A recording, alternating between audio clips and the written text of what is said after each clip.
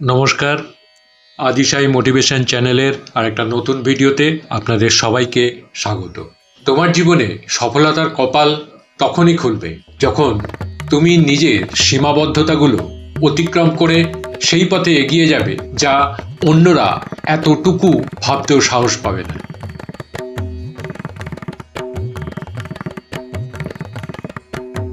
তুমি জানো, অনেকেই সফল হতে চায়, কিন্তু সফল হওয়ার পথে তাদের কিছু গুরুত্বপূর্ণ কাজের অভাব থাকে। আজ আমি তেমন 5টি কাজ নিয়ে তোমাদের সঙ্গে কথা বলতে চাই, যেগুলো তোমরা যদি ঠিকভাবে করো তাহলে তোমাদের যাত্রা অন্যদের থেকে একদম আলাদা হবে। এই কাজগুলো শুধু সফলতার পথে তোমাদের এগিয়ে নিয়ে যাবে না, বরং তোমাদের এক অনন্য অবস্থানে নিয়ে যাবে। 1. নিজের লক্ষ্য স্পষ্ট করা। কখনো কখনো আমাদের লক্ষ্য এতটাই অস্পষ্ট হয়ে পড়ে যে আমরা জানতেই পারি না আসলে কোথায় যাচ্ছি। আমি নিশ্চিত তুমি নিজে বুঝতে পারো, যখন তুমি জানো না যে তুমি কোথায় যাচ্ছ, তখন পথ ঠিক করা খুব কঠিন হয়ে পড়ে। তাই প্রথম কাজটা হলো স্পষ্ট লক্ষ্য নির্ধারণ করা। কল্পনা করো, তুমি যদি একটা গন্তব্য ছাড়া একটা দীর্ঘ যাত্রায় বের হও, তাহলে কি হবে? কিছুই জানবে না, কোথাও পৌঁছতে পারবে না। কিন্তু যখন তুমি স্পষ্টভাবে জানো যে এই কাজ আমি করতে চাই, এই দিকেই আমি যেতে চাই, তখন তুমি নিজের সঠিক পথে হাঁটতে থাকো। কি করতে হবে? নিজের দীর্ঘমেয়াদী এবং স্বল্পমেয়াদী লক্ষ্যগুলো ঠিকভাবে নির্ধারণ করো। সেই লক্ষ্যগুলোকে ছোট ছোট পদক্ষেপে ভেঙে ফেলো, যাতে সেগুলো অর্জন করা সহজ হয়। প্রতিদিন একটা লক্ষ্য নিয়ে কাজ শুরু করো এবং নিজেকে প্রশ্ন করো যে আজ আমি আমার লক্ষ্যকে আরো কাছে নিয়ে যেতে পারলাম কি না। 2. কঠোর পরিশ্রমের বিকল্প কিছু নেই। আজকাল অনেকেই বলে কিছু করলেই হবে, আমি সফল হব। কিন্তু আসল সত্য হলো, কঠোর পরিশ্রম ছাড়া সাফল্য কিছুই না। আমি জানি তুমি সম্ভবত আগে অনেক কাজই খুব সহজে করতে চেয়েছো, কিন্তু তুমি জানো যে সঠিক পরিশ্রম ছাড়া ফল আসে না। তুমি যখন অঙ্গীকার করো যে আমি সঠিকভাবে পরিশ্রম করব, কষ্ট করতে ভয় পাবো না, তখন তুমি অন্যদের থেকে এক ধাপ এগিয়ে থাকো। এটি যে কোনো কাজে প্রযোজ্য, সে ব্যবসা হোক বা পড়াশোনা। তোমার কঠোর পরিশ্রমের ফল একদিন তোমাকে এনে দেবে সাফল্য, সেটা আমি নিশ্চিত। কি করতে হবে?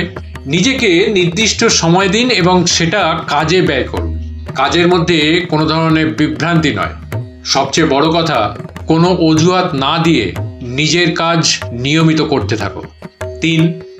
স্ব-উন্নতি ও শেখার জন্য সময় বের করা। কখনো কখনো আমরা নিজেদের উন্নতির জন্য প্রয়োজনীয় পদক্ষেপ নিতে ভুলে যাই। আমি জানি তুমি একদম ভালো করেই বুঝতে পারো যে প্রতিদিন নতুন কিছু শিখলে তোমার দক্ষতা আরও বাড়বে, আর এই শেখার প্রক্রিয়াটা কখনো থেমে যায় না। যারা সফল তারা কখনো শেখা বন্ধ করে না। কি করতে হবে? নিজে প্রতিদিন কিছু না কিছু শিখতে থাকো। তুমি একটা নতুন স্কিল শিখতে পারো, নতুন একটা বই পড়তে পারো, বা যে কোনো ধরনের নতুন অভিজ্ঞতার সম্মুখীন হতে পারো। দিনের শেষে নিজের শেখার খাতা তৈরি করো। কোনো নতুন কিছু শিখলে সেটা লিখে রাখো, এতে তোমার আত্মবিশ্বাস বাড়বে। 4. সঠিক সম্পর্ক তৈরি করা। জীবনে অনেক সময় তুমি একা একা কিছু করতে পারো না, কিন্তু সঠিক সম্পর্ক যদি তৈরি করতে পারো, তাহলে তুমি আরো বড় সফলতা পাবে। আমি জানি তুমি হয়তো অনেক কিছু একাই করতে চাও, কিন্তু সঠিক সম্পর্ক তোমার সফলতার অন্যতম চাবিকাঠি।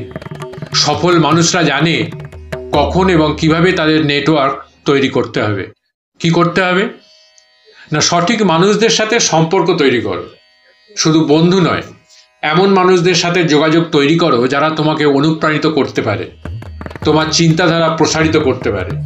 কখনো কখনো একজন সঠিক পরামর্শদাতা তোমার জীবনে বিপ্লব আনতে পারে। 5. আত্মবিশ্বাস এবং ইতিবাচক মনোভাব বজায় রাখা, এটা খুবই গুরুত্বপূর্ণ। কারণ তুমি যদি নিজের উপর বিশ্বাস না রাখো, তাহলে অন্যরা কিভাবে বিশ্বাস করবে? যখন তুমি ইতিবাচক মনোভাব বজায় রাখো, তখন তুমি স্বাভাবিকভাবেই নিজের সফলতাকে কাছে টেনে নিয়ে আসো। আমি জানি তুমি যখন কোনো বড় কাজের দিকে এগিয়ে যাচ্ছ, তখন অনেক বাধা আসবে, কিন্তু তুমি যদি বিশ্বাস রাখো যে তুমি এটি করতে পারবে, তাহলে সেসব বাধা সহজেই কাটিয়ে উঠতে পারবে। কি করতে হবে? প্রতিদিন নিজের সামান্য সাফল্যকে উদযাপন করো।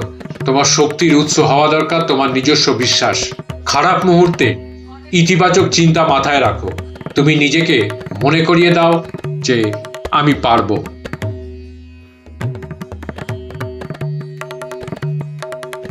বিশ্বাস একটি নরম উপহার যা খোলা মনে দেয়া হয়, কিন্তু একবার ভেঙে গেলে এটি আর কখনো আগের মতন দেখতে পায় না। এটি মিথ্যে মনে রাখে, ভাঙা প্রতিশ্রুতিগুলো মনে রাখে, সেই নীরব মুহূর্তগুলো যখন সন্দেহ আস্তে আস্তে প্রবেশ করেছিল, প্রথমে অদৃশ্য, তারপর এমনভাবে স্পষ্ট হয়ে উঠল যে উপেক্ষা করা অসম্ভব হয়ে গেল। বিশ্বাস হারানো শুধুমাত্র একজন মানুষকে হারানোর মতন নয়, এটি নিজেরই একটি অংশ হারানোর মতন।